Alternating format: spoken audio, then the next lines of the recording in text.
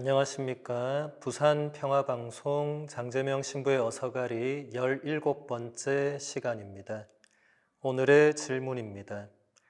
하느님이 창조하신 피조물 가운데 인간은 어떤 점이 다른가요? 하느님께서 우주 만물을 창조하셨는데 그 중에서 인간만이 가진 독특한 점은 무엇인가를 묻고 있습니다. 유캣 프렌즈는 이렇게 대답합니다. 하느님은 당신이 창조하신 모든 것을 사랑하셔요. 동물도 여기에 포함되죠. 그런데 그분은 인간에게 아주 특별한 선물을 하셨어요. 하느님은 이 세상을 잘 가꾸고 보호하도록 인간에게 이 세상을 맡기셨어요. 길가에 놓여 있는 돌은 아픔이나 슬픔을 느낄 수가 없어요. 동물들 역시 자신들의 본능에 따라서 살아가죠. 그러나 인간은 생각을 하고 느끼고 울고 웃기도 해요. 또한 인간은 자신의 행동에 책임감을 가져요. 오직 인간만이 자유롭게 행동할 수 있어요. 그래서 인간은 어떤 것이 착한지, 나쁜지 생각하고 선택할 수 있어요. 그래서 인간은 하느님의 친구까지도 될 수 있는 거예요. 유캐 프렌즈는 오직 인간만이 자유롭게 생각하고 말하고 느끼고 행동할 수 있고 하느님의 친구도 될 수 있다고 이야기를 합니다. 이처럼 인간은 모든 피조물 가운데에서 매우 특별한 위치를 차지합니다. 인간은 하느님의 모습대로 창조되었고 인간의 고유한 본성 안에는 영적인 세계와 물질의 세계가 결합되어 있습니다. 또 인간은 남자와 여자로 창조되었고 하느님께서는 인간을 당신과의 친교에 참여하도록 해주셨습니다. 우리가 예전에 보았듯이 창세기 1장 26절에서 27절에 보면 하느님께서 인간을 창조하실 때만 유일하게 우리와 비슷하게 우리의 모습을 닮은 존재를 만들자라고 하셨죠. 그때 우리가 썼던 단어가 기억나실 겁니다. 이마고 데이라고 하느님의 모상으로 영어로 하면 image of God 이렇게 되죠. 기억나시죠? 이 단어는 앞으로 아마 계속 나올 거기 때문에 우리 교우님들이 기억을 하셔야 될 겁니다. 인간만이 유일하게 하느님의 모습을 뭔가 지니고 있는 그러니까 하느님과 뭔가 비슷한 점을 가지고 있는 존재로 만들어졌다. 다른 동물, 식물, 여타 모든 피조물은 이마고 데이가 없고 그냥 지음을 받았는데 인간만은 뭔가 있다는 겁니다. 이것을 오늘 조금 더 들여다보는 시간입니다. 하느님께서는 모든 것을 인간을 위하여 창조하셨습니다. 그리고 인간은 하느님을 섬기고 하느님을 사랑하며 하느님께 모든 피조물을 봉헌하도록 창조되었습니다. 요한 크리소스토모 성인은 창세기를 해설하면서 이것을 다음과 같이 설명했습니다. 도대체 이런 배려를 받아서 창조된 존재는 무엇입니까? 그것은 바로 위대하고 경이로운 동물, 하느님께서 보시기에 피조물 전체를 능가하는 인간입니다. 인간을 위하여 하늘과 땅, 바다와 모든 창조계가 마련되었으며 하느님께서는 인간의 구원을 너무나도 소중히 여기시어 당신의 외아드님마저 아끼지 않으시고 내어주셨습니다. 하느님께서는 인간을 높이 올리시어 당신 오른편에 앉게 하시기 위해서 온갖 수단을 다 사용하셨습니다.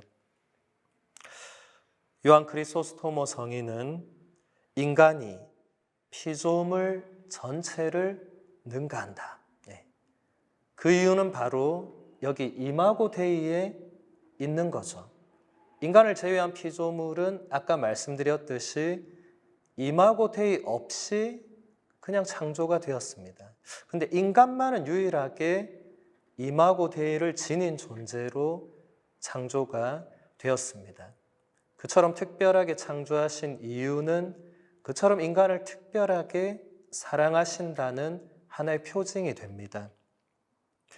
하느님의 모습대로 지어진 인간은 육체적이면서 동시에 영적인 존재입니다. 창세기 2장 7절을 보면 이렇게 나옵니다. 주 하느님께서 흙의 먼지로 사람을 빚으시고 그 코에 생명의 숨을 불어넣으시니 사람이 생명체가 되었다. 이 이야기는 바로 인간이 육체적이며 영적인 존재라는 것을 상징적인 언어로 설명을 하는 것입니다. 그러니까 흙의 먼지라는 단어는 우리 인간의 육신, 어떤 육체성을 표현하고 하느님께서 불어넣어 주신 이 생명의 숨, 이것이 우리의 어떤 영혼, 어떤 영적인 부분을 표현을 하고 있는 것입니다. 영혼이라는 말은 성경에서 인간의 생명 혹은 인간의 인격 전체를 의미합니다. 이 말은 또한 인간의 가장 내밀한 부분, 가장 가치 있는 무언가를 가리키기도 합니다. 특별히 인간은 영혼을 통해서 저 이마고 데이, 하느님의 모습을 지니게 됩니다. 이렇게 영혼은 인간의 영적인 근원을 가리킵니다. 물질로 구성된 육체가 인간의 육체로서 살아있는 존재가 될 수 있는 것은 바로 영혼이 존재하기 때문입니다. 하느님께서 모든 피조물은 당신의 숨을 불어넣거나 하지 않고 그냥 명령어 한마디로 빛이 생겨라 하니까 그냥 빛이 생긴 거예요. 그런데 인간만은 유일하게 당신의 그 숨을 불어넣으셨다. 이게 이제 히브리어로 이게 루아라는 이 단어인데 이 단어는 이 숨이라는 뜻 말고도 뭐 공기, 영, 정신, 뭐 수많은 뜻을 지니고 있습니다. 이게 이제 그리스어로 프네우마라는 단어로 번역을 했고 이것을 이제 라틴어가 스피리투스라고 번역을 했습니다. 여기서 우스를 생략하면 영어의 스피릿이 되죠. 그러니까 루아라는 단어가 그대로 이어져 내려왔는데 우리 인간 존재 안에만 스피릿이 존재한다. 다른 동물, 식물, 저 생선, 바다, 뭐 나무, 바람, 뭐 아무 피조물도 스피릿을 지니고 있지 않습니다. 우리만이 지니고 있는 우리가 하느님께로부터 받은 이 스피릿이 바로 하느님의 어떤 모습에 비슷한 무언가를 가지고 있다는 거죠. 남자와 여자를 함께 창조하신 하느님께서는 이 둘이 서로를 위한 존재가 되기를 원하셨습니다. 남자와 여자는 서로를 위한 존재로 창조된 것입니다. 하느님께서는 남자와 여자를 반쪽으로나 혹은 불완전하게 만드신 것이 아니라 서로 인격적으로 일치하도록 만드셨으며 이 일치 안에서 각자는 상대방을 위한 도움을 주는 그런 존재가 될 수 있습니다. 우리가 사랑하는 사람들, 또 부부가 서로에 대해서 흔히 내 반쪽이다 이런 표현을 잘 쓰죠. 아름다운 표현이고 좋은 표현이지만 이 반쪽이라는 단어 자체가 뭔가 불완전함을 내포하기 때문에 성경에서 가르치는 이 남자와 여자, 하나님께서 인간을 남자 여자로 창조하신 것은 처음부터 그렇게 불완전하게 반반으로 창조하신 게 아니다라는 것입니다. 하느님의 계획 안에서 남자와 여자는 하느님의 관리인으로서 땅을 다스릴 소명을 지니고 있습니다. 그런데 이 다스림은 독단적이고 파괴적인 정복의 의미를 지니지 않습니다.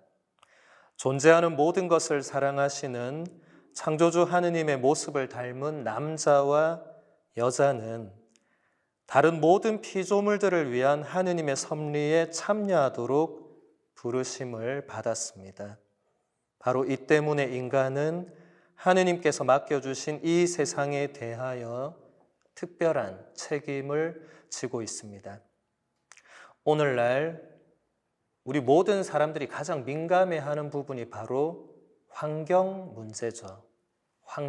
우리가 지금 환경을 인류가 파괴하고 있는 만큼 그 결과가 재앙으로 우리에게 오고 있습니다.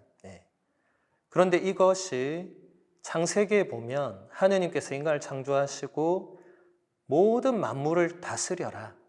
실제로 이렇게 명령을 하셨어요. 그런데 이것을 인간이 다스리는 게 자기 마음대로 하고 파괴하고 정복하고 이런 의미가 아니었습니다.